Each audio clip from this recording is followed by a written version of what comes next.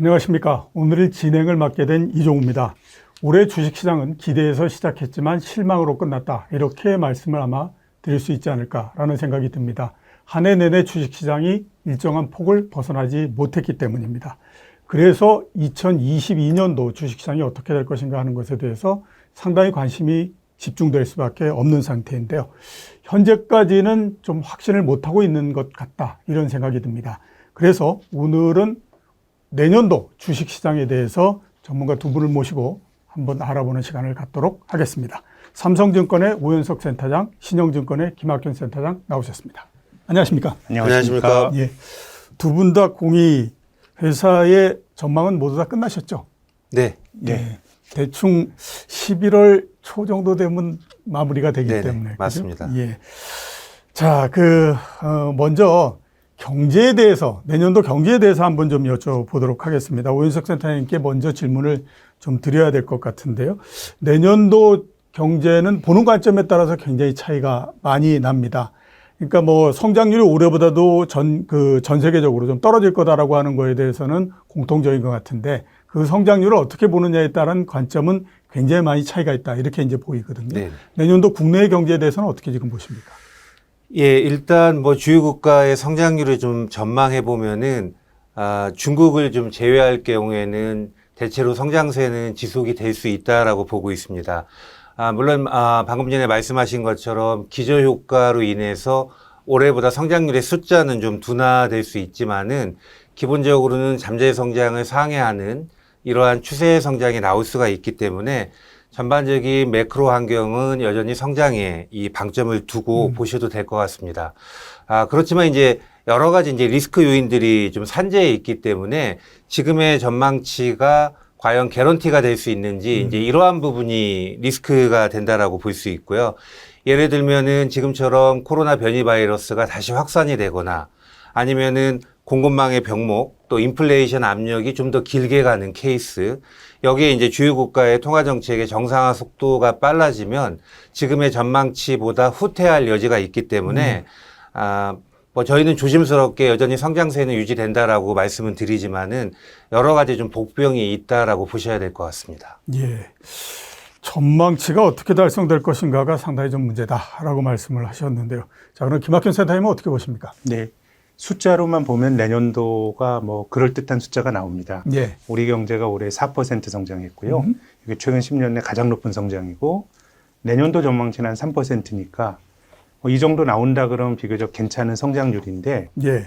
근데 이제 작년에 코로나로 인한 역성장이 있기 때문에 이걸 좀 감안해서 봐야 된다고 봅니다. 올해가 10년 만에 뭐 최고 성장이지만은 작년에 마이너스 0.9% 성장, 마이너스 성장 우리가 경제 개발한 이후로 외환위기 이후 처음이거든요. 그렇죠. 그래서 미국도 올해 5.5% 성장, 내년에 4% 성장 괜찮은 편인데 한국은 작년, 올해, 내년 합쳐서 놓고 보면 연율을 한 2% 성장하는 거거든요. 예, 그렇죠. 그럼 우리 경제가 그동안 뭐 지금은 잠재 성장률이 2% 정도로 추론이 되고 한 2에서 3% 성장해왔는데 장기 성장 추세로 보면 사실 합쳐놓고 보면 굉장히 이제 저성장인 것 같고 이제 매우 재미있는 거는 미국은 한 뭐 1.8에서 한 2.5%가 뭐 보통의 성장률이라고 보면 미국은 3년 합쳐놓고만 2%니까 그 레인지고요. 유로존은 한 1에서 2% 성장했습니다. 내년 성장률 4%지만 한 3년 평균하면 1%. 예. 일본은 그동안 뭐 거의 제로 성장했거든요. 근데 내년까지 성장하면 거의 제로 성장입니다. 예. 그렇기 때문에 이 숫자로만 놓고 보면 내년도 성장이 비교적 괜찮지만은 이거를 좀 추세를 늘려놓고 보면 그동안 성장해왔던 것의 어떤 낮은 레벨에 있기 때문에 뭐 여러 가지로 또 뭐 다르게 해석이 될 여지가 있고 오 센터장님 말씀하셨습니다마는 지금 같아서는 사실 뭐 연말의 전망치가 그대로 맞는 경우는 별로 없죠. 그렇죠. 조금 더 좋아지든가 조금 더 낮아지는데 뭐 여러 가지 생각보다는 좀 강한 인플레이션 또 코로나 변이 이런 것들을 보면 조금 하향 조정될 여지는 있는 것 같습니다. 코로나19가 있었던 2020년서부터 내년도 지금 예상하는 숫자까지 나온다라고 하더라도 잠재 성장률 정도다. 이렇게 이제 말씀을 하셨고 그렇게 되다 보니까 내년도의 전망치가 두 분 다 공이 조금씩 아래로 조정될 가능성이 있지 않겠느냐라고 하는 우려를 좀 말씀을 해 주셨고요.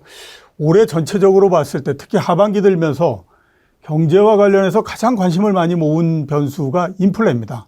이게 인플레가 그렇게 많은 얘기가 된다는 게 쉽지가 않은 상황인데, 자, 내년도에도 일정하게 어느 정도 인플레가 지속이 될 거다라고 하는 생각도 있고, 아니다, 뭐 상반기를 지나가면 좀 조용해질 거다라는 얘기도 있거든요. 먼저 김학균 센터장님께 한번 여쭤봐야 될 것 같습니다. 내년도 인플레는 어떻게 지금 보십니까? 예. 글쎄요, 우리가 그 인플레이션 걱정 없이 잘 살다가 사실 뭐 디플레에 대한 걱정이 많다가 올해 갑자기 이제 인플레이션이 생겼는데요. 어쨌든 생각했던 것보다는 물가 상승세가 당장 꺾일 것 같지는 않습니다. 적어도 내년도 상반기까지는 가지 않을까 싶은데, 근데 지금 이제 물가가 올라가는 요인이 크게 보면 경기가 회복이 돼서 수요가 좋은 측면도 분명히 하나 있고요. 그렇죠. 두 번째는 에너지 가격이 올라가면서 이제 인플레를 자극하는 측면이 있는데, 사실 뭐 저는 국제유가가 올라가고 하는 게 인류가 이 친환경으로 살기 위해서 그동안 뭐 그냥 그 지구도 훼손하고 살다가 좀 이제 품위 있게 살면서 비용이 높아지는 이런 한 측면이 있는 것 같고, 이제 세 번째가 코로나로 인한 공급 병목인데, 저는 뭐 코로나에 대해서는 우리가 조금 가늠하기는 힘들지만 요 세 가지 요인 중에서 수요는 조금 둔화가 되지 않을까요? 미국 사람들 많이 이제 썼는데 지금 이제 정부로부터 받은 이전 수입 같은 거 이제 줄어들게 되고, 그렇게 되면은 수요에 의해서 물가가 올라가는 요인은 조금 약할 것 같고요. 이제 우리가 품위 있게 살기 위해서 환경을 생각하면서 뭔가 이 화석연료로부터 낮아져서 올라가는 이런 인플레 요인도 전 장기적으로 보면 인류가 탈석탄으로 가는 거는 맞는데, 예. 이 과정이 단선적인 과정은 아닐 것 같아요. 그러면 지금처럼 이 인플레이션이 사실 정치인들 입장에서는 먹고 사는 걸 힘들게 해서 국민들의 어떤 원성이 자자해지는데, 그러면은 그 친환경으로의 속도가 더 강화될 거냐 더 완화가 될 거냐라고 보면, 얼마 전에 있었던 스코틀랜드 기후변화 회의에서도 이게 뭐 대의가 더 강화되기보다는 조금 느슨해지는 쪽인 것 같습니다. 그렇게 본다 그러면 저는 국제 유가 기준으로 보면 우리가 지금 봤던, 우리가 10월 달에 80불 넘어까지 봤는데 내년 하반기에 그거보다 높아질까라고 생각해 보면 그것도 제 생각에는 조금 약해질 것 같고요.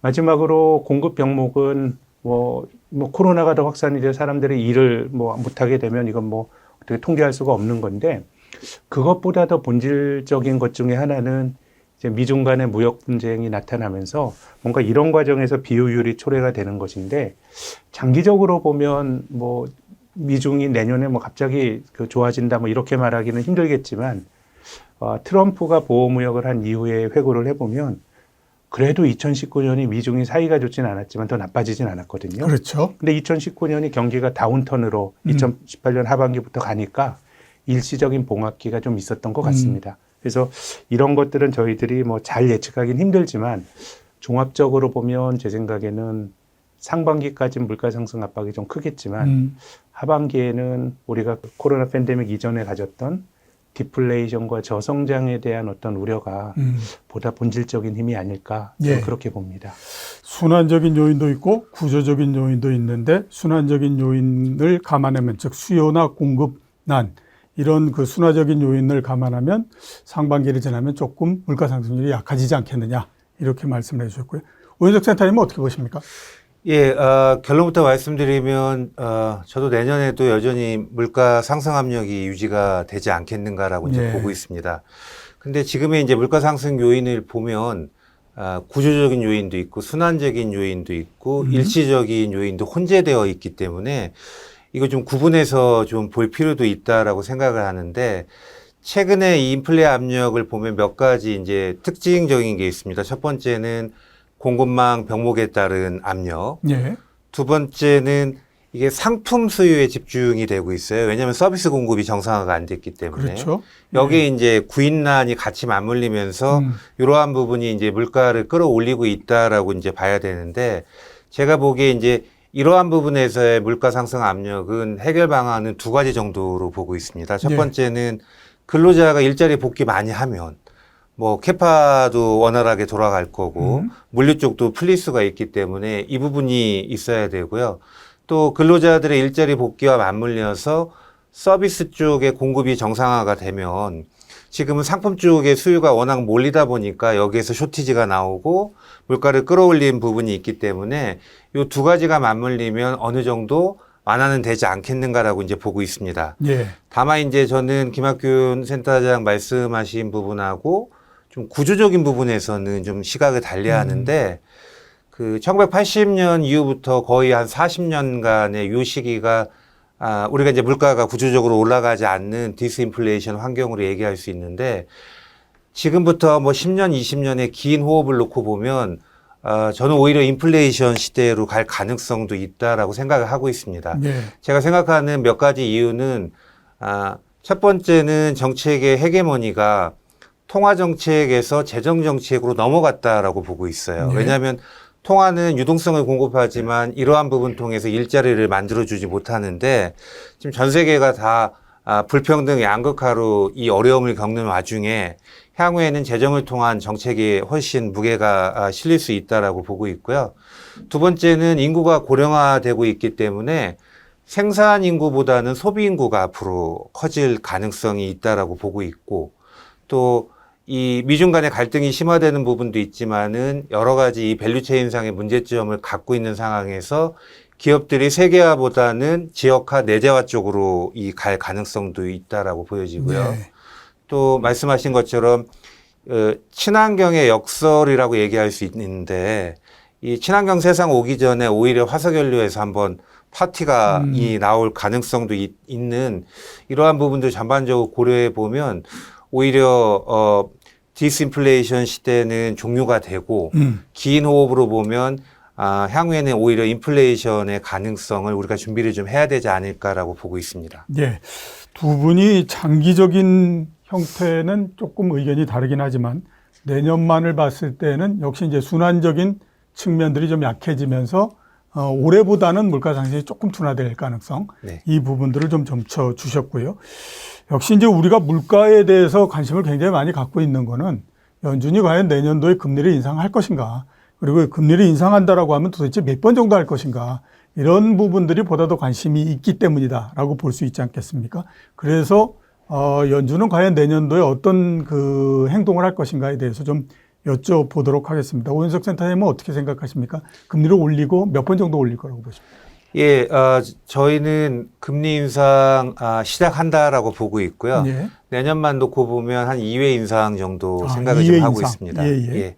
연준이 이제 기본적으로 초점 맞추는 부분이 물가하고 고용이잖아요. 그래서 그렇죠. 듀얼 맨데이트 관리한다라고 얘기하는데 지금의 이제 컨센서스 기준에서 내년 연말에 물가를 보면 한 2.3% 정도 잡히는 것 같습니다. 근데 네. 연준이 본인들이 생각하고 있는 목표치는 2%인데 내년 연말까지 2% 이상의 물가가 이제 나온다라고 봐야 되는 것 같고 반대로 이제 고용은 실업률은 빠르게 떨어질 가능성이 있어서 저희 생각으로는 내년 말이면 4% 하회한다라고 보기 때문에 연준 입장에서 고용은 목표 달성했고 물가는 본인들이 생각하는 수준보다 높다라는 측면에서 본다면은 뭐 적어도 이제 보험성 차원에서 접근한다 하더라도 한 2회 정도의 인상은 나오지 않겠는가라고 보고 있습니다. 예, 글쎄 뭐 그동안에 계속 얘기했던 것이 물가가 2% 뭐 네. 평균적으로 얘기를 했었고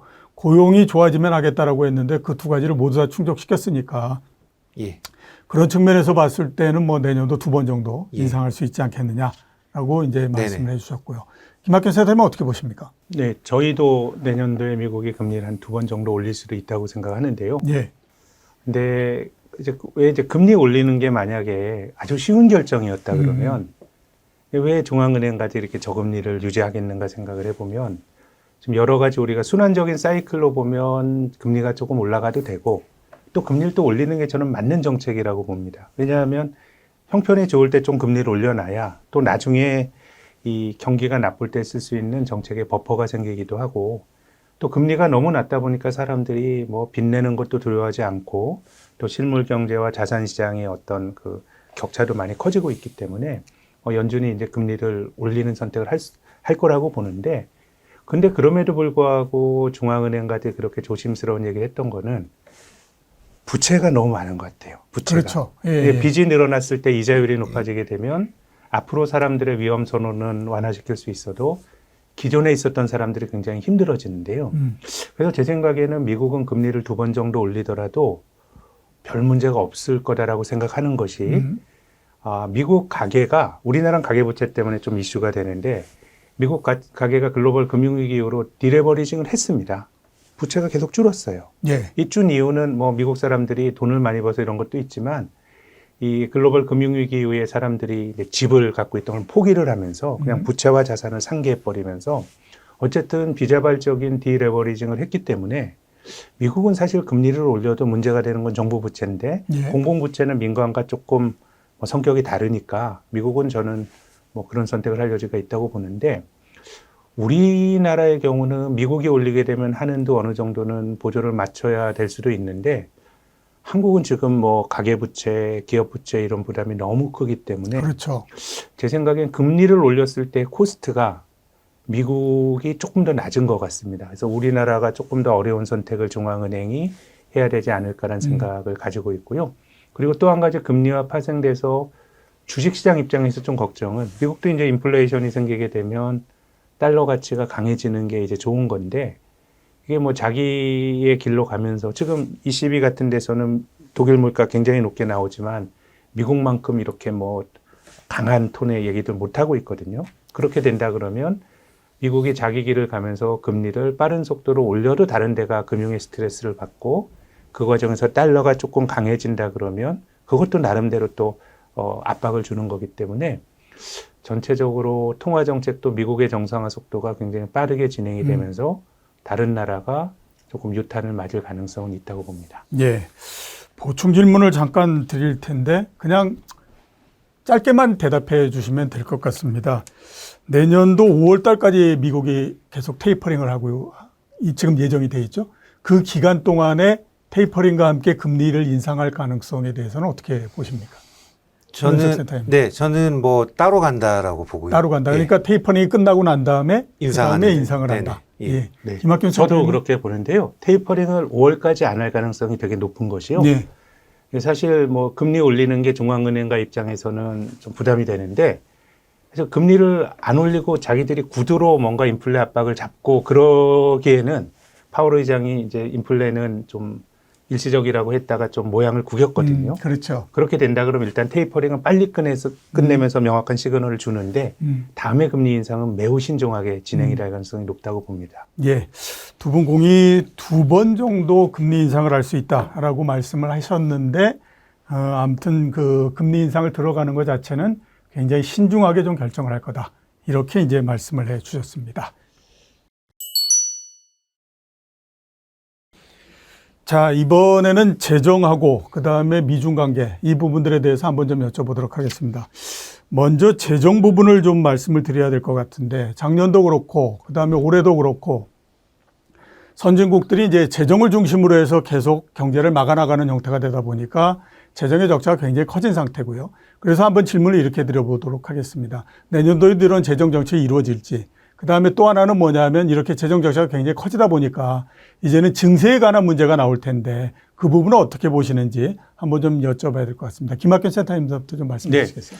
앞으로는 재정의 중요성이 계속 커질 것 같습니다. 왜냐하면 글로벌 금융위기 이후로 중앙은행이 돈을 많이 풀었거든요. 예. 근데 중앙은행은 돈이 흘러가는 방향을 결정해 주는 게 아닙니다. 금리를 낮추고 돈을 풀면 경제 주체들이 알아서 하는 건데 그렇게 시장에 자원 배분을 맡겨놨더니 그게 실물 경제로 가기보다는 전부 자산 시장에서 풍선 효과가 나타났거든요. 그래서 정부가 그러면 돈을 쓰는 게 민간보다 시장보다 더 잘한다는 보장은 전혀 없죠. 그렇죠. 그렇지만 지난 예. 10년 동안 봤더니 이렇게 자원 배분이 편향적으로 자산시장 편향적으로 진행이 되니 그렇게 되면 결국 돈 가진 사람이 돈을 더 벌 수밖에 없거든요. 부동산이건 주식이건 기본적으로 돈 있는 사람들이 투자하는 거다 보니까 이제는 시장의 자원 배분을 맡겨두기보다는 정부가 뭔가를 해야 되고요. 이것이 바이든의 인프라 투자, 한국 정부가 지금 정부가 말하는 뭐 그린 뉴딜 다 비슷한 맥락이기 때문에 이제 정부의 역할이 커지는 쪽으로 가야 되지 않을까 생각이 들고 증세에 대해서는 조금 복잡할 것 같습니다. 예. 왜냐하면 일반적으로 정부 부채가 늘어났을 때 성장이 괜찮다 그러면 세금 올리는 게 큰 부담이 없는데 미국 증시가 굉장히 장기간 상승세를 고가했지만 최근 10년 동안의 미국의 연율화 성장률이 GDP 1.6%밖에 안 됩니다. 70년대 그 불경기라고 말하는 스태그플레이션 때도 실질 기준으로 3.2% 성장인데 그래서 보편적인 증세는 이거는 뭐 어떤 정치인도 못할 것 같고 특정 계층을 대상으로 한 어떤 그 증세 같은 것들은 뭐 빅테크 기업 아니면은 주식과 같은 것에 대한 예. 어떤 차익에 대한 과세 이런 것들은 나올 것 같은데 근데 이 역시도 최근에 우리나라 그 선거 과정에서 가상화폐에 대한 과세 이런 것들을 자꾸 미루잖아요. 그렇죠. 그러니까 정치인 입장에선 세금 더 내라는 게 매우 힘든 일이기 때문에 이것도 여의치 않을 수 있을 것 같고 그래서 다른 측면에서 보면 일본이란 나라가 GDP 대비 국가 부채가 250%까지 가는 과정에서 정부는 돈을 마음대로 쓰고요. 예. 그냥 중앙은행이 다 정부의 국채를 인수하면서 뭐 그렇게 메커니즘이 만들어졌기 때문에 저는 증세와 더불어서 특히 이제 자산 시장에 대한 증세는 어쨌든 되건 안 되건 현안이 될 가능성이 매우 높고요. 이제 중앙은행도 어떤 정부를 보조하는 역할. 우리가 각 교과서에서 배웠던 중앙은행의 독립성 이런 명제들은 굉장히 예, 좀 후퇴할 뒤로 여지가 후퇴로 있고요. 밀리고. 그래서 뭐 어느 순간이 되면 뭐 중앙은행의 또 적극적인 역할이나 이런 것들이 또 강조가 될 수도 있다고 생각합니다. 예, 조금의 증세는 있겠지만 그 부분들은 아주 선별적인 형태가 될 거다라고 말씀을 해주셨고요. 오현석 센터장님은 어떻게 보십니까? 예. 전체적으로 재정 정책하고 그다음에 증세 이런 부분들에 대해서는. 예.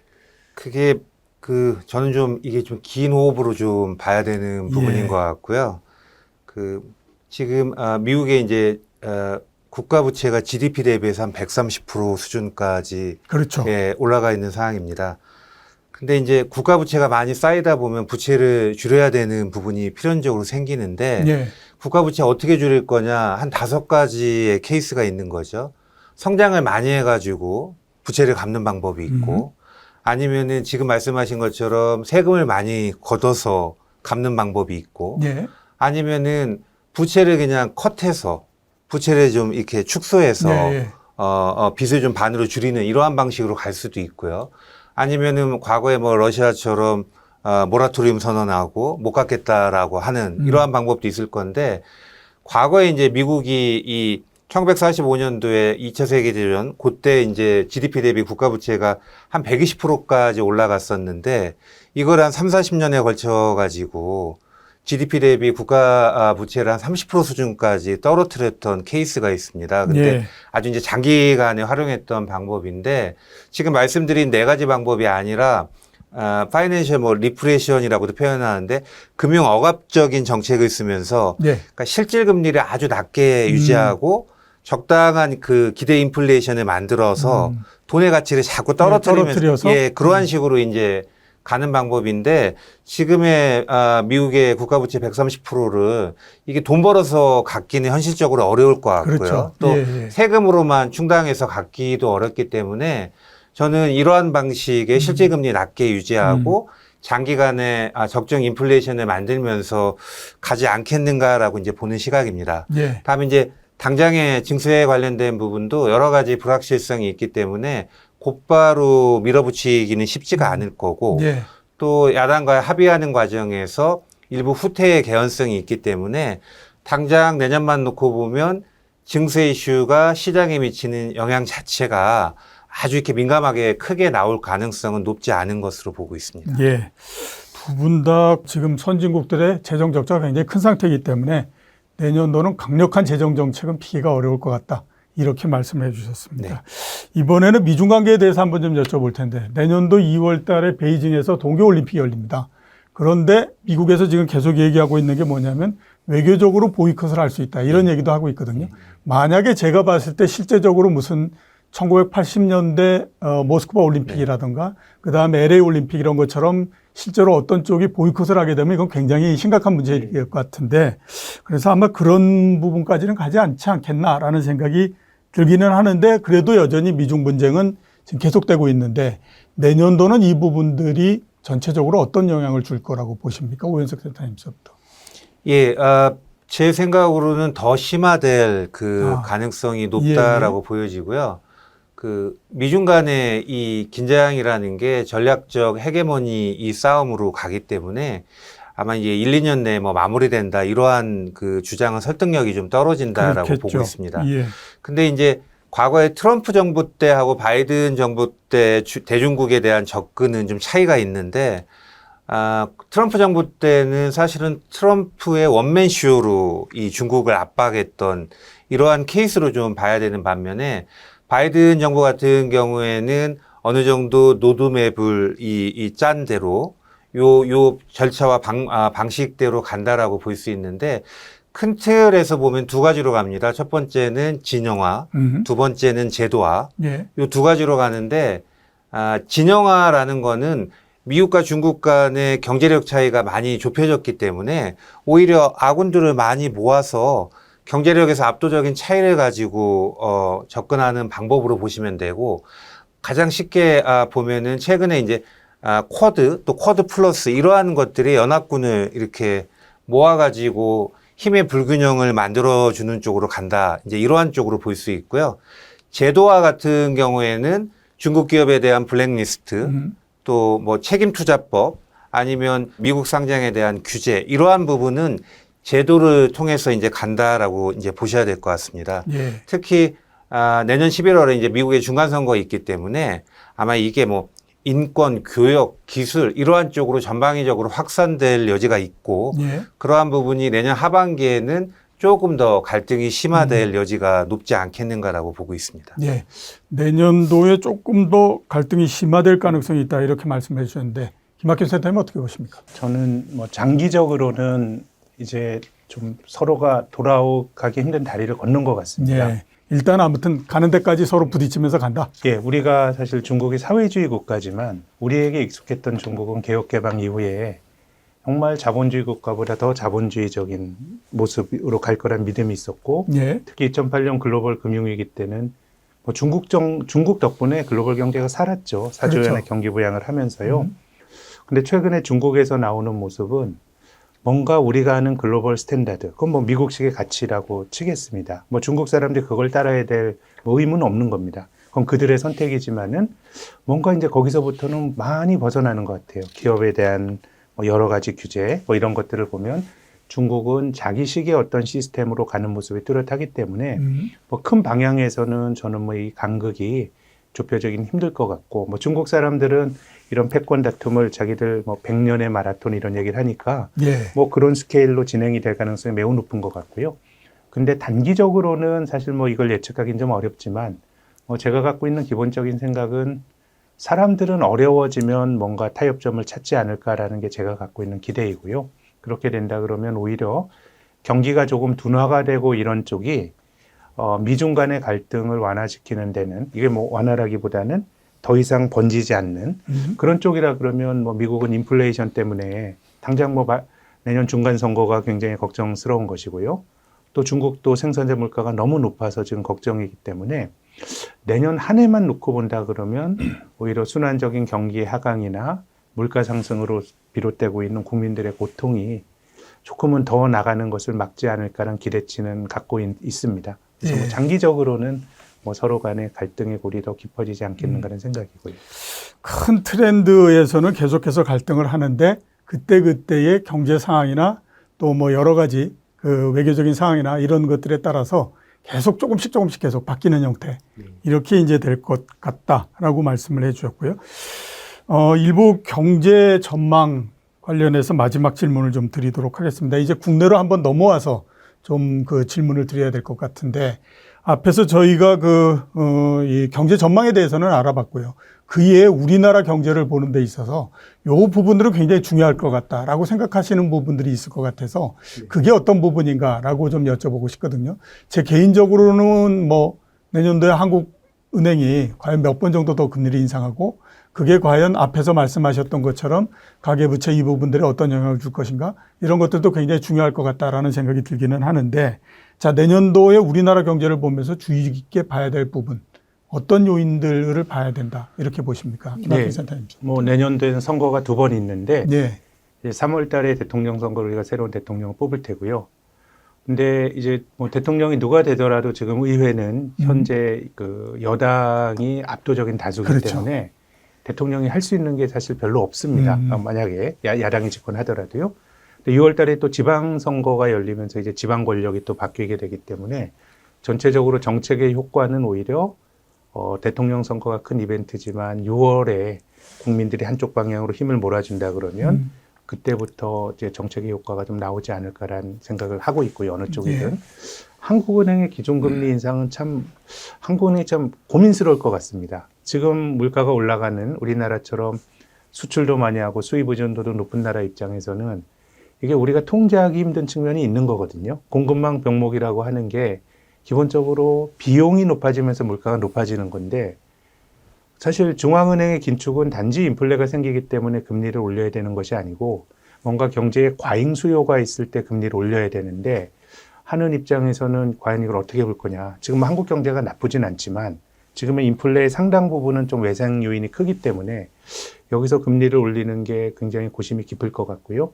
다만 이제 몇 차례 하는 총재도 이야기했습니다마는 이제 금융 안정, 또 실물과 자산 시장의 어떤 불균형, 뭐 이런 것들을 뭐 지적하고 있기 때문에 사실 뭐 그런 목적으로 금리를 한두 번 더 올린다 그러면은 제 생각에는 주식 시장도 조금 부정적인 영향을 받지 않을까라는 생각은 드는데 아무튼 한국은행 입장에서는 쉽지 않은 그 지금 선택의 기로에 몰려 있는 것 같습니다. 글쎄, 부동산만 아니면 그렇게 한국은행 입장에서 금리를 많이 올리거나 이래야 할 이유는 미국보다는 좀 약하다라고 봐야 되겠죠. 물가 상승률도 그렇고. 그런데 뭐 일단은 아무튼 부동산 부분들이 너무 과열이 돼 있는 상태라서 그거를 막기 위해서라도 금리 인상 요 부분들이 좀 이루어지지 않을까라는 우려가 되는데 그래서 한번 좀 여쭤봐야 될 것 같습니다. 짧게 내년도 말에 한국은행이 기준금리를 2.0% 이 정도까지 갈 수 있을까요? 어떻게 보십니까? 저는 그거는 한국 경제가 너무 치러야 될 기회비용이 큰 것 같습니다. 우리 성장률이 둔화가 되는데 민간 소비에 우리나라가 투자를 못해서 성장률이 낮은 게 아니고요. 투자 증가율은 뭐 4, 5% 됩니다. 민간 소비가 만성적으로 낮아지고 있는데 사람들이 이제 빚에 눌려 있는 거예요. 내가 집 사서 집값이 올라가는 건 내 평가이익이고 뭐 그거 갚아나가는 과정에서 소비가 위축이 되기 때문에 저는 그런 선택의 비용은 너무 클 것 같고요. 높아봐야 1.5%라고 봅니다. 그러면 두 번 정도 금리를 많아야. 많아야. 예. 적으면 한 번 정도. 그렇습니다. 예, 알겠습니다. 자, 똑같은 질문을 제가 드리도록 하겠습니다. 뒤에 질문이 아니라 앞에 질문인데요. 네네. 내년도에 우리나라 경제를 보면서 주의 깊게 봐야 될 부분이 뭐가 있다라고 지금 보십니까? 예, 저는 우리 경기 사이클이 대부분 수출 이 사이클의 좌우가 되고 있기 때문에 네. 가장 좀 민감하게 봐야 되는 부분은 중국 경제의 하강 중국 경제. 이 부분이 저는 중요하다라고 보고 있고요. 뭐 최근에 보면 중국 경제의 하강 속도가 좀 빨라지고 있고 또 지금과 같은 속도로 간다면은 4분기에는 한 3%대 중반 정도의 성장이 나오기 때문에 이러한 그 중국 경기 그 하강에 대한 리스크가 수출 경기 통해서 온전히 이제 국내 경기에도 영향을 미칠 가능성이 좀 있다라고 보고 있습니다. 특히 최근에 이제 중국 경제 보면은 뭐 여러 가지 부분에서 한 리스크가 많이 올라오는데 내부적으로 보면 정책의 큰 부분을 바꾼 거죠. 그래서 등소평이 얘기하는 삼부론에서 과거에 마오쩌둥이 얘기했던 공보론의 이제 새로운 버전인 공동부유하겠다라고 얘기하는데 일부에서는 그게 공동부유가 되는 거냐 아니면 공동이 다 빈곤하게 가는 거냐 뭐 이러한 이 여러 가지 얘기들이 많이 나오고 있고요. 두 번째는 이러한 과정에서 기업 규제 이제 많이 지금 진행하고 있는데 당장 요번에 3분기에 이 플랫폼 기업들 실적 나온 거 보면 대부분 실적이 70% 정도 격감이 된 상황이거든요. 그래서 실적도 나빠지고 주식시장에서 디레이팅 되는 부분이 있고요. 네. 다음에 이제 부동산 쪽에 이 시장이 빠르게 냉각이 되는데 지금 중국의 그 주거용 부동산 시장 관련된 부분이 전체 GDP에서 차지하는 비중이 한 15% 정도 되니까 예. 이쪽이 또 빨리 냉각이 되면 지금 시장에서는 컨센서스 기준으로 내년에 중국 경제가 5.5% 성장합니다라고 얘기하고 있는데 지금과 같은 흐름으로 가면은 내년도에 중국 경제가 4%대 성장 나올 수가 있는 상황이고 예. 이러한 흐름이 나오면은 우리 경제도 마찬가지이고 이머진 전반적인 경기가 냉각될 가능성이 있기 때문에 내년도에 이 하나의 리스크를 본다면은 중국의 경기 하강 이 부분도 민감하게 좀 보셔야 될 것 같습니다. 네, 중국의 경제가 어떻게 되느냐 이 부분을 민감하게 봐야 된다라고 라고 말씀을 하셨고요. 그래서 보충 질문을 짧게 또 네네. 드리도록 하겠습니다. 그러면 내년도 중국 주식시장은 어떻게 될 걸로 보십니까? 그게 쉽지는 않은 것 같고요. 예. 일단 본토하고 또 홍콩하고 좀 달리 봐야 되는데 그렇죠. 지금 이 공동부유라는 정책 전환되면서 온갖 규제는 다 홍콩에 상장된 기업들에 집중이 됐던 부분이고 본토 기업은 상대적으로 정책 수혜주들이 많이 있어서 온도 차이는 좀 낮다라고 보셔야 될 것 같습니다. 예. 다음에 이제 시장이 트리거가 어떠한 쪽에서 찾아야 되는지 이 부분이 중요한데 저는 지금의 중국 정부는 모든 정책을 북경 올림픽 이후로 다 밀어놓은 상태거든요. 네. 그래서 일단은 올림픽은 아주 성공적으로 마무리가 되어야 되기 때문에 올림픽 이후에 뭐 생산에 대한 규제 철회 아니면은 대대적인 부양 정책 이러한 쪽이 나오면 시장이 의미 있는 반등의 트리거가 나올 수 있다라고 볼 수 있고요. 그렇지 않으면은 경기 하강과 맞물려 가지고 계속해서 시장이 좀 고전할 가능성도 있는 것 같습니다. 예, 알겠습니다. 일부 국내 경제 전망에 대해서 한번 살펴봤습니다. 말씀하신 거를 전체적으로 종합을 하게 되면 내년도의 경제 상황, 경기 부분들은 올해보다는 조금 못할 가능성이 있고 금융정책은 올해보다는 상당히 타이트하게 진행이 될 가능성이 높다. 이런 판단이 듭니다. 대신에 올해 굉장히 크게 모든 나라들이 재정 적자를 냈는데 내년도에는 재정에 대한 수요가 좀 줄어서 재정 적자의 폭이나 이 부분들은 크게 늘어나지는 않을 걸로 그렇게 보고 있습니다. 내년도 경제는 전체적으로 봤을 때에 숫자가 어떻게 되느냐 하는 것보다도 관점을 어떻게 보느냐 하는 것이 보다 더 중요하지 않을까라는 생각이 드는데요. 관점을 코로나19 이후에 굉장히 위축됐던 경기가 정상화되는 과정이다라고 보면 그다지 뭐 우려할 부분은 아니지 않느냐라는 생각이 듭니다. 일부 그 말씀을 해주신 오현석 삼성증권 센터장 그리고 김학균 신영증권 센터장 두 분 모시고 말씀을 들어봤습니다. 말씀해 주셔서 감사합니다. 네, 감사합니다.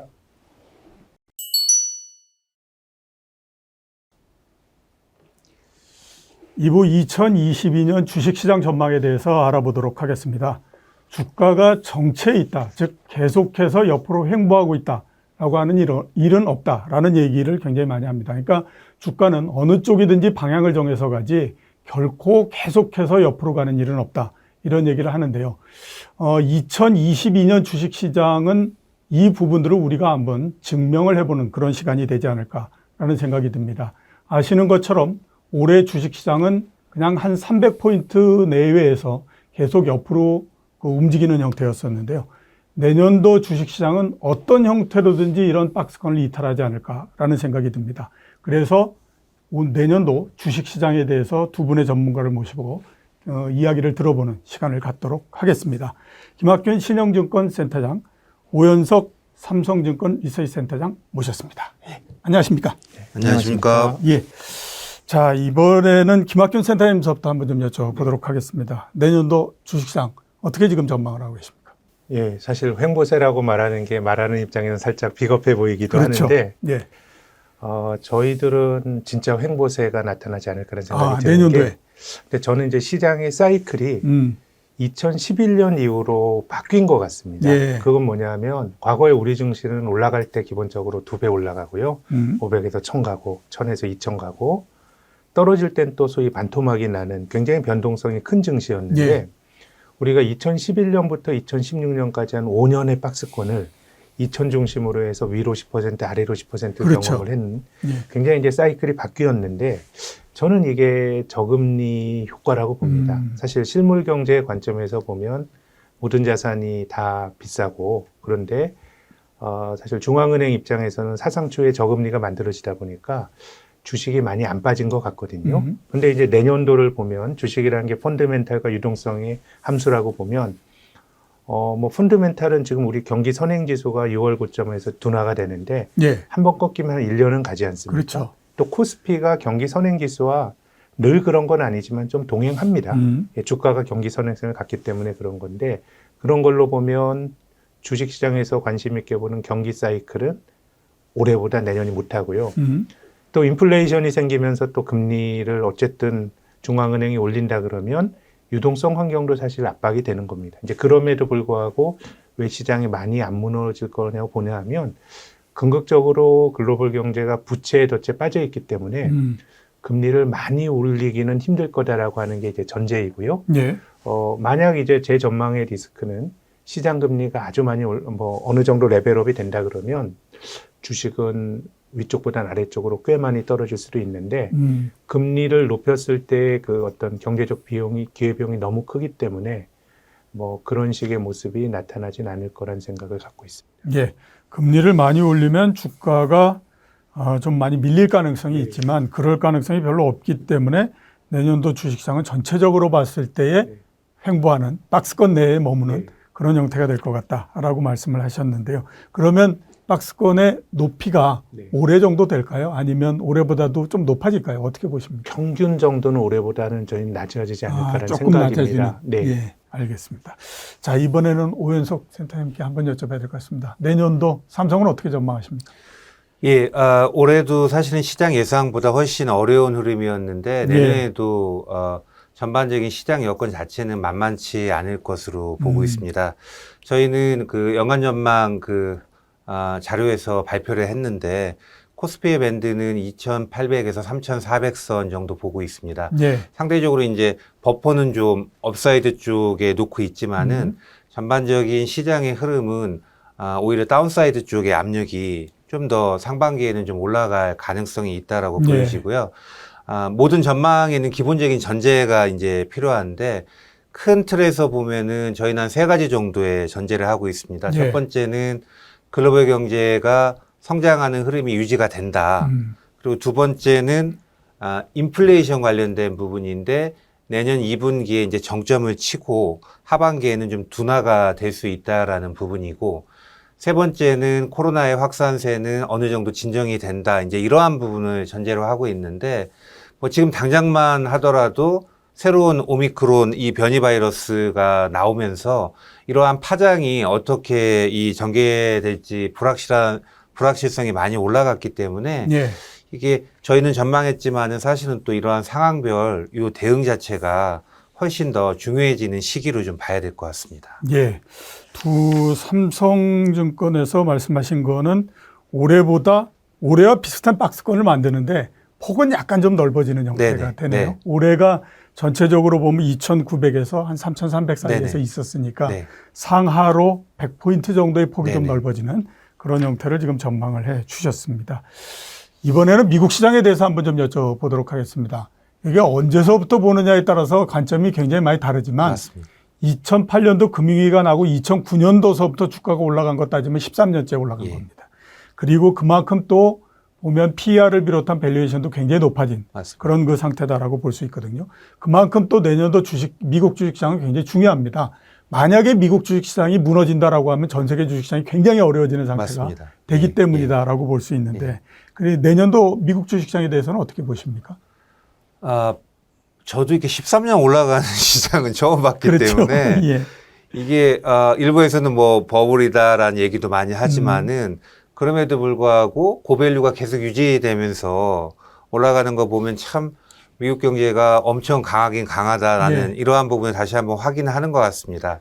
내년도에 이제 미국 시장 볼 때 저는 가장 중요한 게 연준의 긴축 정책으로 이제 보는 시각이고 결국은 기준금리의 인상 속도 또 시장금리가 이 부분에 얼마나 반응하는지 이게 이제 가장 중요한 변수로 보고 있습니다. 예. 과거에도 이제 미국이 장기적으로 이제 강세장 유지됐던 케이스가 여러 차례 있었는데 과거의 케이스를 보면 결국 변곡점은 누가 만드느냐 체크를 해보면은 연준의 이제 정책이 영향을 이제 결정적으로 미쳤다라고 볼 수 있고요.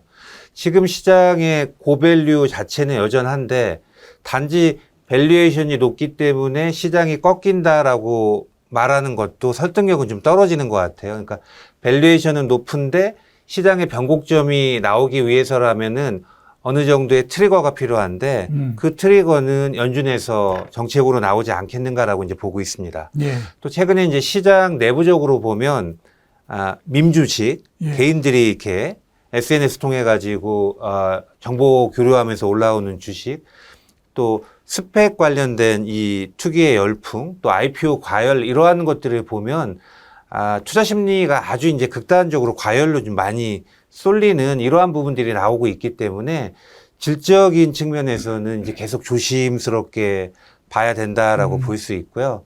오히려 저는 우리 투자하시는 분들이 미국의 성장주들 아니면 빅테크주들 좋아하시는데 좋으면 그 중에서도 최고의 대표 종목으로 그냥 가는 게 예. 오히려 이 중소형주에서 스몰캡 쪽에서 대안 찾지 마시고 오히려 그냥 미국 내에서 시총 상위 10개 종목 내에서 대안을 찾아가지고 연준의 액션 나오는 것까지 같이 보는 쪽으로 가시는 게 좋지 않겠는가라고 보고 있습니다. 예.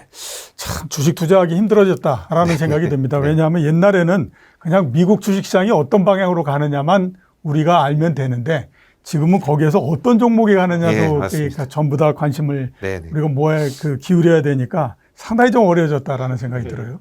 김학균 센터님은 어떻게 보십니까? 미국 시장에 대해서. 저도 금리가 중요하다고 보는데요. 예. 우리가 버핏 지수라 그러죠. 그렇죠. GDP와 주식의 시가총액을 비교한 게 전 직관적으로 굉장히 좋은 아이디어라고 봅니다. 예. GDP는 실물 경제 총량이고요. 이게 또 기업 이익을 설명하는 요인이기도 하고 시가총액은 주식시장에서 평가받는 가치인데 이걸로 보면 미국은 버블이죠. 예.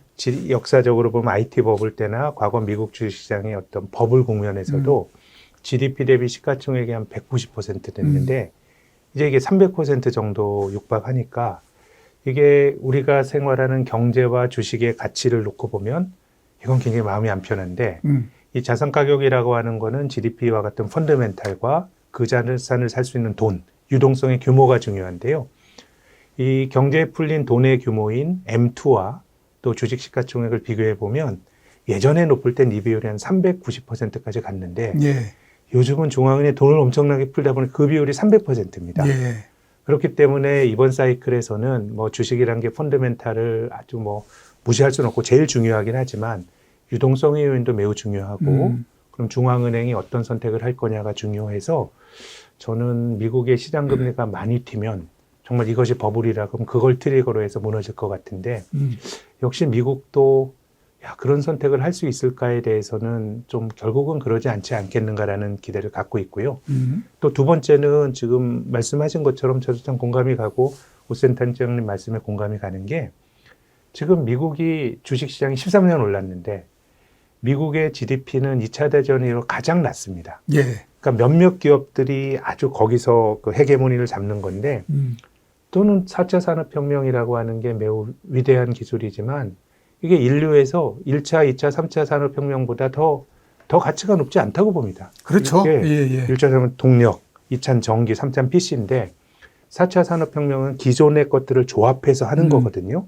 그러다 보니까 그 기술이 가진 근본적으로 내재가 된 속성이 남의 걸 뺏어오는 거예요. 예. 구글과 아마존은 계속 커지는데 옆에서 비즈니스 했던 전통적인 기업들은 같이 망가지니까 총량은 안 늘어나면서 결국 시장은 그 주식들만 올라가는 현상이 발생하기 때문에 핵심주에 집중하더라라고 하는 것에 대해서는 좀 100% 공감을 하고요. 또 그런 점에서 금리와 함께 또 봐야 될 거는 이들 기업이 너무 크니까 이제 반독점이라든가 뭐 이런 것들에 대한 공격을 많이 받는데 트럼프 행정부 때부터 구글과 페이스북은 지금 반독점 기소가 돼서 얘기가 되는데 이 파한기업에 정말 똑똑한 사람들이 가서인지 예. 이게 또 잘 걸리진 않아요. 그렇지만 이제 잠재적인 리스크를 꼽자 그러면 지나치게 기업이 커진 거에 대한 반감이나 규제 리스크를 좀 같이 봐야 될 것 같고요. 예. 그래서 핵심주에 집중하자 공감하고 금리와 규제 리스크가 뭔가 여러 가지 미국 시장의 향방을 결정을 지을 중요 변수라고 봅니다. 예. 1960년대 미국 주식시장은 이른바 블루칩이라고 하는 것들에 의해서 이제 이루어졌었습니다.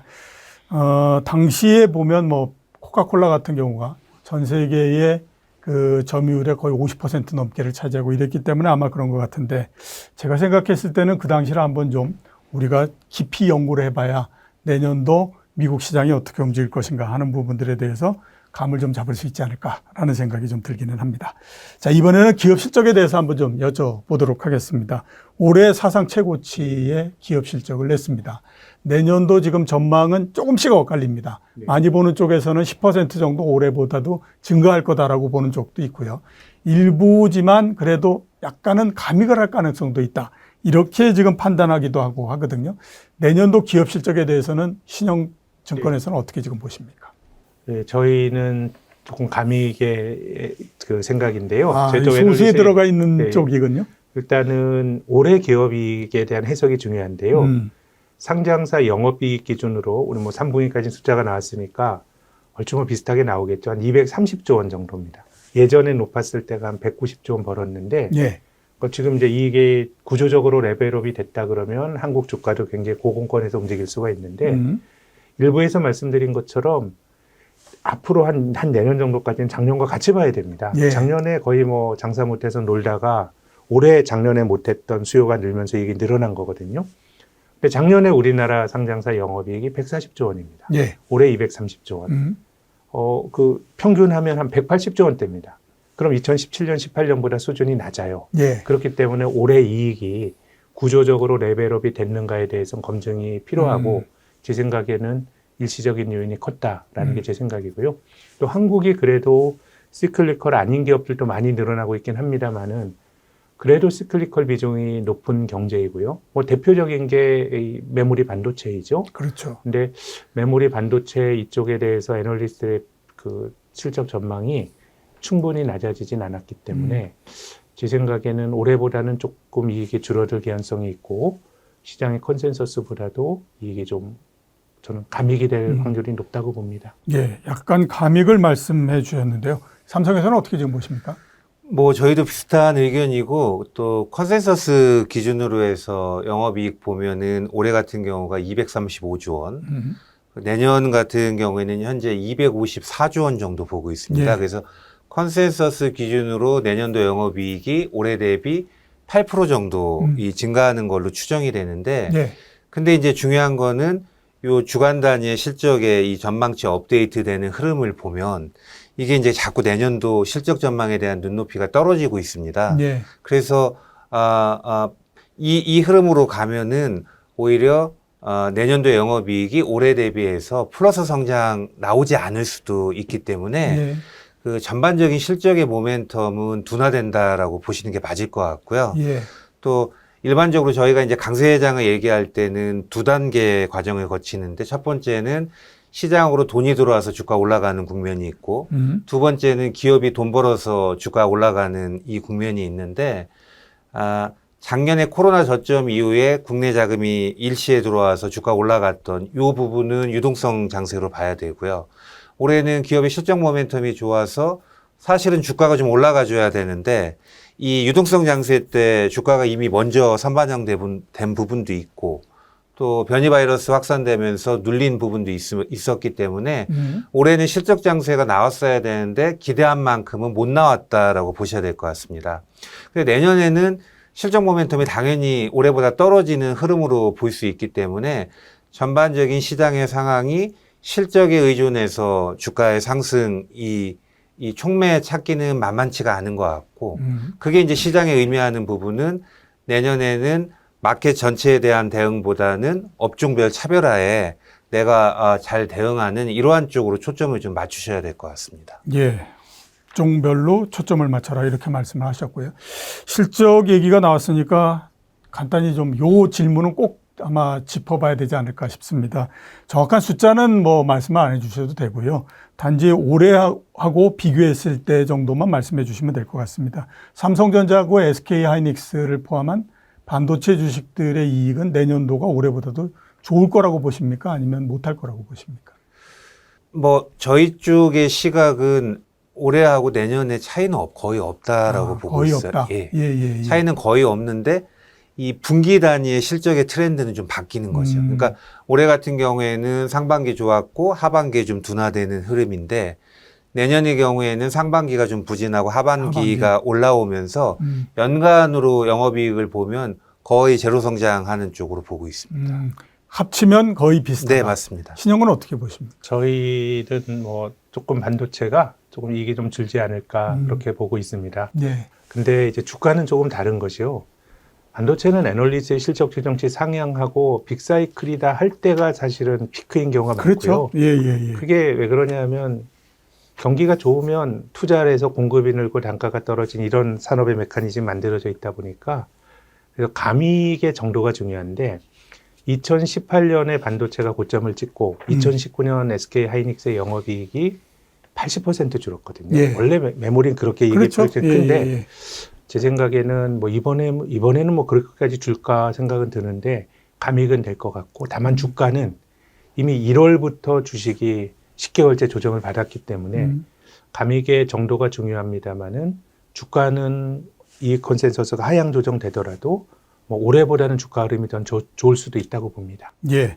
두 분이 주식시장과 관련해서는 내년도에 코스피가 올해보다도 조금 폭이 늘어나거나 하는 그 박스권 정도를 예상을 해 주셨고요. 미국 시장은 연준의 정책이 어떻게 되느냐 하는 부분들이 굉장히 중요하다라고 짚어 주셨습니다. 그리고 기업 이익은 올해에 비해서 비슷하거나 다소 감익을 하지 않겠느냐 이런 말씀을 해 주셨습니다.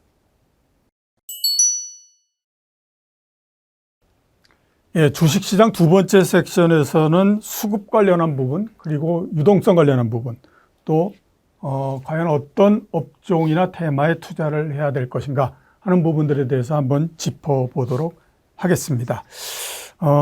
오현석 센터장님께 먼저 한번 좀 여쭤봐야 될 것 네. 같은데요. 외국인들이 3년 동안 주식을 계속해서 내다 팔았습니다. 그래서 지금 보유 비중이 거의 가장 낮은 수준 정도까지 내려왔고요. 지난 한 10몇 년 동안에 걸쳐서 보면. 그렇기 때문에 이제 외국인들이 과연 내년도에 어떻게 행동을 할 것인가 하는 것들이 굉장히 관심사일 수밖에 없습니다. 거기에다 또 하나 제가 여쭤보고 싶은 부분들은 작년도에는 주식시장을 개인 투자자가 끌어왔는데 올해는 어떻게 생각하면 위력이 좀 약해졌다라는 생각이 들거든요. 개인 투자자는 과연 또 어떻게 될 것인가 하는 부분들이 굉장히 관심일 수밖에 없습니다. 수급에 대해서는 지금 어떻게 보십니까? 아마 내년에도 올해와 비슷한 수급 구도가 좀 나올 가능성이 있다라고 보고 있습니다. 예.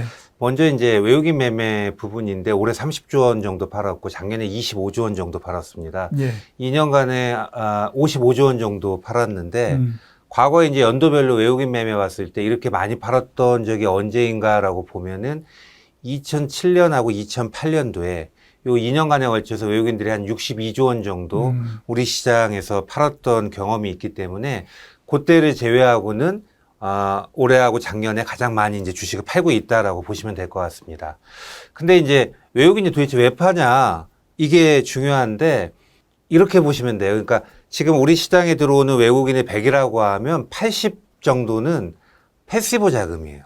그리고 20 정도가 액티브 자금이죠. 그러니까 내가 생각해가지고 사고 파는 그러한 자금은 한 20% 정도 된다라고 보셔야 되고 기계가 사고 파는 게 한 80% 정도 됩니다. 예. 그럼 이 기계는 인덱스 펀드 중심으로 해서 운영이 되는데 인덱스 펀드는 지금 이머징 마켓 전체 대상으로 운영하는 인덱스 펀드가 있고 아시아 쪽 운영하는 인덱스 펀드가 있는데 이 부분은 중국이 가장 큰 비중을 차지하거든요. 그러니까 네. 지금 이머징 마켓 내에서 중국이 차지하는 비중이 33%, 대만이 차지하는 비중이 15%, 한국이 13%이기 때문에 내가 투자자인데 내가 이머징 마켓 전체를 대상으로 운용하는 펀드에 돈이 들어가 있고 근데 중국이 여러 가지로 헷갈리거나 중국에 대한 전망이 나쁘면 나는 중국 때문에 이 펀드에서 환매를 하는 거죠. 예. 근데 그 환매를 하는 과정에서 대한민국이 13%가 포함되어 있기 때문에 그 규모가 그대로 우리 시장에서 외국인 매도로 잡힌다라고 보시면 될 것 같습니다. 예.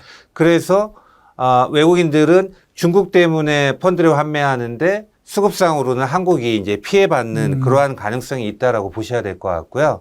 그러면 20% 정도 운용하는 액티브 자금은 내년도에 시각이 좀 바뀔 개연성도 있습니다. 근데 네. 제가 보기에는 크게 한 3가지 정도가 키가 될 것 같은데 첫 번째는 중국이 부양 정책을 의미 있게 가동할 수 있느냐. 예. 두 번째는 반도체 지금 하락 사이클이 조기에 마무리될 수 있느냐. 세 번째는 달러 가치가 약세로 바뀔 수 있느냐. 요 3가지를 가지고 외국인들 중에서도 액티브로 운영하는 외국인들의 이 시각은 바뀔 여지가 좀 있다라고 좀 보고 있습니다. 예.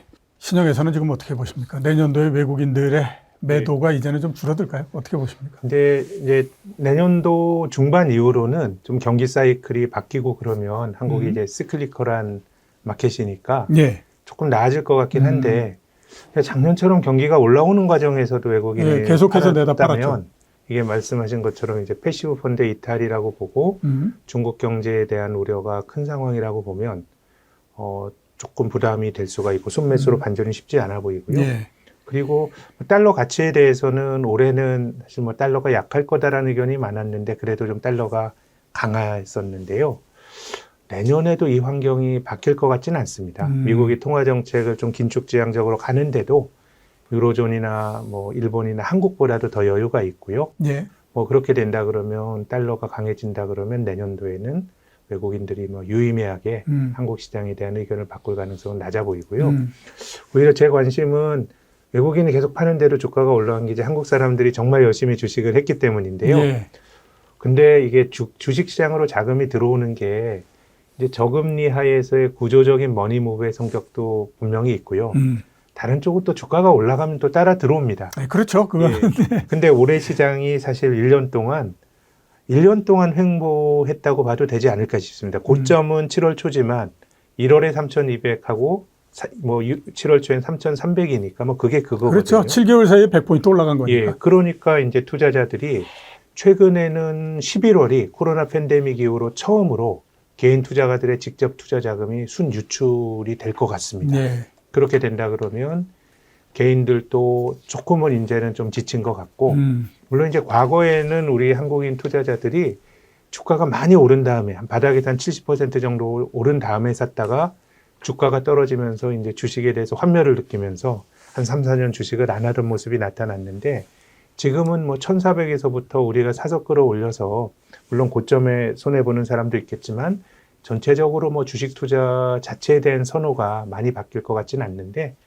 뭐 지난 2년 동안에 160조 원이 들어왔고 이건 그냥 비정상적인 열풍이었던 거거든요.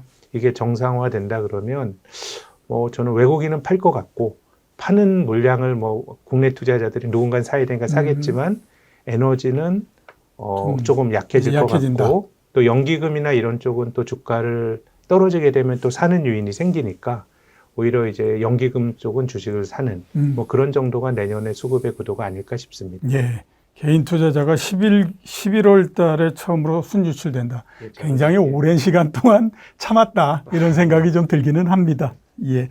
자, 이번에는 유동성, 그 다음에 금리에 대해서 한번 좀 여쭤보도록 하겠습니다. 작년도 주식시장이 큰 폭으로 상승한 동력이 뭐냐? 뭐, 모든 사람들이 공이, 유동성이 굉장히 많이 들어왔다. 이런 그 얘기들을 굉장히 많이 하거든요. 그만큼 지금도 보면 저금리와 유동성이라고 하는 부분들이 굉장히 시장에서 큰 역할을 하고 내년도에도 그럴 거다라는 생각이 드는데 전체적으로 유동성 부분들에 대해서는 지금 어떻게 보십니까? 금리 인상을 어느 정도 한다라고 하면 유동성이 좀 줄어들고 그럴 가능성도 있을 것 같은데 예, 김학균 센터장님 어떻게 보십니까? 아무래도 뭐 코로나 팬데믹 직후처럼 아주 그렇게 좋은 환경은 아닐 것 같습니다. 예.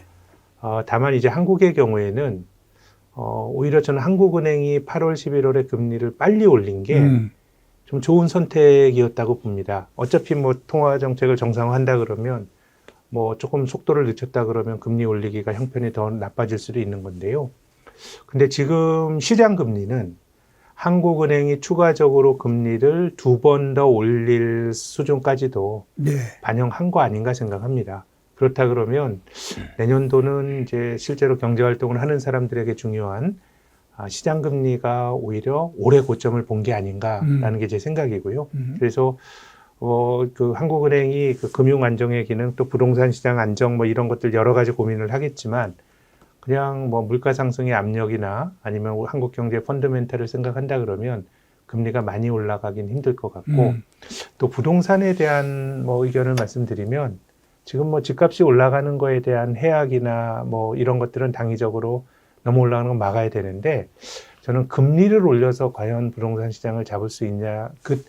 금리 올라가면 부동산도 영향을 받는 건 맞는데요. 그걸로 부동산을 잡으려면 금리를 많이 올려야 됩니다. 그렇죠. 왜 그러냐면 저희처럼 금융시장에 있는 사람들은 그 금리에 대해서 연속적인 의사결정 내립니다. 채권 펀드 매니저는 금리 떨어질 것 같으면 채권을 사고 금리가 올라갈 것 같으면 채권을 팝니다.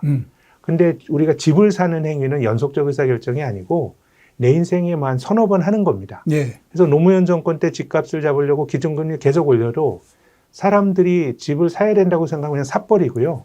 반대로 박근혜 정권 때 주택시장 부양에 대한 뭐 여러 가지 얘기들이 나오면서 기준금리를 낮춰도 집을 사지 않으려고 하면서 안 사버리거든요. 그렇죠. 그렇게 본다 그러면 저는 한국은행이 금리를 너무 많이 올리는 거는 기회비용이 커 보이고요. 그렇게 된다 그러면 유동성이 과거보다 더 좋진 않겠지만은 뭐 그렇게 유동성이 조여지면서 주식이 압박을 받을 확률도 저는 낮다고 봅니다. 예.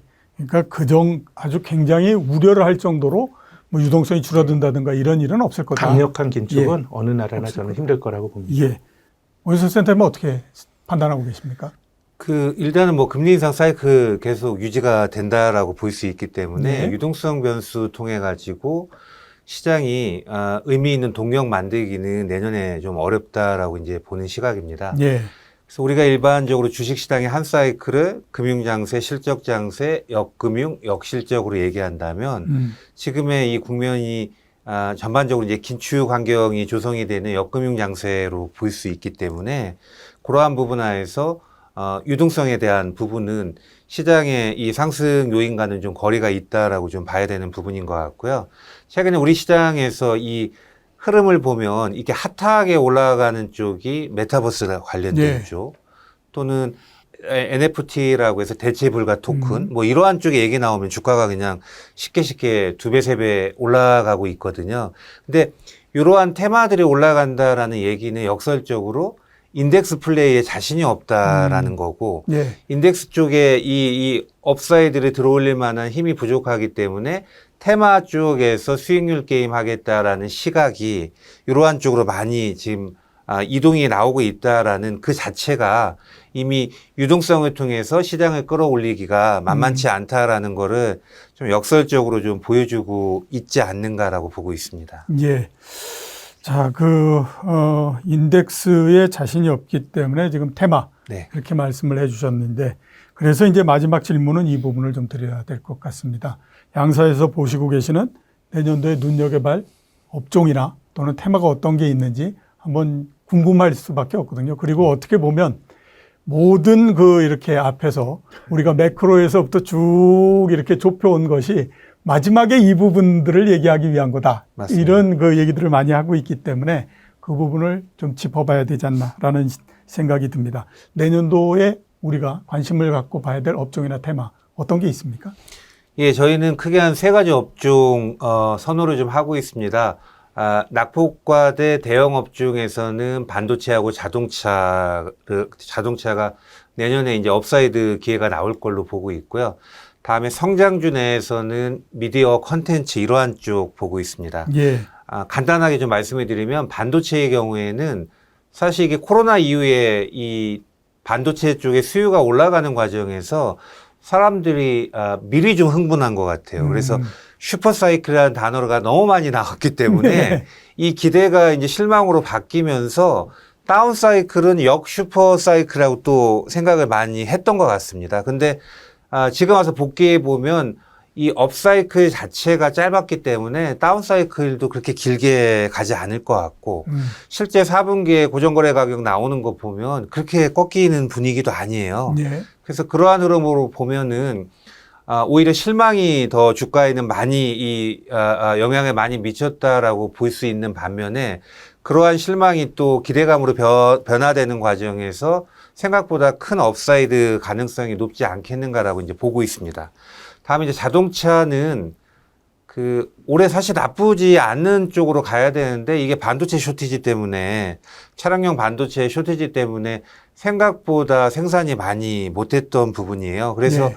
현대차만 놓고 작년에 가동률을 보면 글로벌리 전체 가동률이 68%였고 올해 같은 경우에는 한 72% 정도밖에 안 되는 것 같습니다. 근데 내년에는 이러한 쇼티지가 좀 풀리면서 어느 정도 판매나 출하가 좀 올라올 가능성도 있고 또 하나 이제 저희가 좋게 판단을 하고 있는 부분은 현대차는 선진국 수요도 있지만은 사실은 이머징 내에서 메인 플레이를 하고 있다라고 봐야 되는데 이머징 내에서 현대차의 전체 판매에서 차지하는 비중이 40%가 좀 높습니다. 그러니까 내년도에 이머징 쪽에 수요가 좀 올라오면 현대차나 기아차가 훨씬 지금보다 선전할 가능성이 높다라고 좀 봐야 되는 부분이고요. 다음에 이제 성장주 내에서 대안 찾는 부분인데 성장주도 알게 모르게 이게 로테이션이 많이 나오고 있어요. 근데 보시면은 예전에는 바이오 신약 관련된 쪽이 한때 이제 성장주의 대표 주자로 풍미했던 시기가 있었고 예. 그 이후에는 플랫폼 주식들이 또 성장주의 바통을 이어받았고 올해 같은 경우에는 2차 전지 관련된 쪽이 많이 주가가 움직였는데 저희는 그 성장주가 로테이션 하는 흐름으로 본다면은 미디어나 컨텐츠 쪽이 우리가 뭐 잘하는 분야이기도 하고 또 글로벌 이 업체들이 우리나라 컨텐츠 쪽에 대해서 많이 이제 지원해 주는 쪽으로 상황이 바뀌고 있기 때문에 이러한 부분에서 새로운 성장 기회가 많이 올라오지 않겠는가라고 보고 있습니다. 그래서 그러한 측면 하에서 업종으로 보면 반도체, 자동차, 또 미디어 컨텐츠 이러한 업종을 좀 주목을 하고 있는 상황입니다. 예, 알겠습니다. 신영증권에서는 어떻게 지금 보십니까? 저희도 반도체는 감익이 되더라도 예. 뭐 이익 컨센서스가 높아지는 과정에서 고점을 치고 지금은 굉장히 좋은 가격에 왔다고 생각을 하고 있고요. 전체적으로 시장의 흐름은 우리가 지금 보는 것처럼 뭔가 굉장히 성장성은 있지만 밸류에이션이 비싼 주식들이 예. 움직이는 흐름들이 한 상반기 정도까지는 이어질 것 같습니다. 예.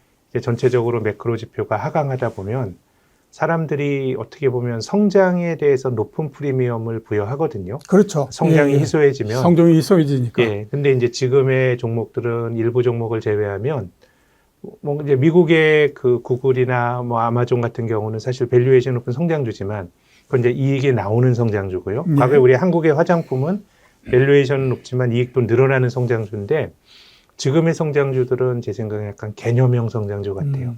사람들이 그런 개념을 수용을 하면서 높은 프리미엄을 부여하는 건데 개념형 성장주는 주가의 진폭이 매우 크기 때문에 예. 저는 그것이 막 움직이는 타깃을 쏘는 듯한 느낌이에요. 궁극적으로 이게 정말 잘 빠져나오지 않으면은 어려울 수도 있기 때문에 근데 저는 시장이 좀 그런 흐름이 내년까지는 이어질 것 같고요. 저희는 뭐 싼 주식들을 지금은 저는 움직이는 타깃을 맞추는 것도 중요하고 뭐 장기 투자라고 하는 게 사실 사서 계속 올라가면 좋지만은 좋은 가격에서 기다리는 것도 장기 투자라고 보면 그게 좋은 뭐 꼭 좋은 건 아닙니다. 움직이는 것 쫓아가면 좋은데 그게 뭐 사실 맞추기 힘드니까 오히려 지금 충분히 싼 거를 사서 기다리는 것도 저희들은 뭐 선택할 수 있는 대안인데 그런 범주로 볼 수 있는 게 저희는 제약과 유통은 지금 뭐 몇몇 스타트업들은 아주 큰 기업 가치를 받고 있는 건데 지금 기존의 플레이어들도 지금 그런 비즈니스를 하고 있기 때문에요. 좀 싸 보이는 거는 제약, 유통, 그리고 반도체는 업황 턴어라운드까지 기대하면서 내년에 좋게 보는 업종입니다. 예, 알겠습니다. 말씀하신 거를 전부 종합하게 되면 외국인 매도가 내년도에는 줄어들기는 하겠지만 매수로서 전환될 정도는 아닐 거다라고 말씀을 해 주셨고요. 그다음에 긴축과 유동성 축소 측면은 그럴 가능성이 있기는 하지만 금리를 크게 올리거나 이러질 못하기 때문에 크게 우려할 정도는 아니다라고 말씀을 해 주셨습니다. 그리고 관심을 가져야 되는 업종이나 테마와 관련해서는 반도체, 그리고 자동차, 미디어 컨텐츠, 제약, 유통 이렇게 말씀을 해 주셨습니다.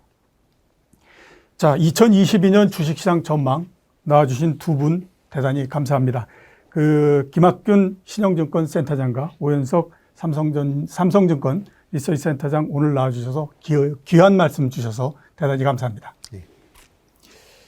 예, 두 분의 말씀을 전체적으로 종합하게 되면 내년도 주식시장은 박스권 내에 머물 거다라고 하는 말씀을 하셨습니다. 박스권이라고 하는 자체가 상당히 답답할 수도 있지만 또 반대 측면에서 보게 되면 굉장히 안정적인 시장이다라는 측면도 우리가 얘기를 할 수 있습니다. 그만큼 우리나라 시장이 질적으로 변화했다라고 하는 얘기가 될 텐데요. 2022년 그 주식시장은 이를 증명하는 한 해가 되지 않을까라는 생각이 듭니다. 오늘 저희가 준비한 내용은 여기까지입니다. 시청해 주셔서 고맙습니다.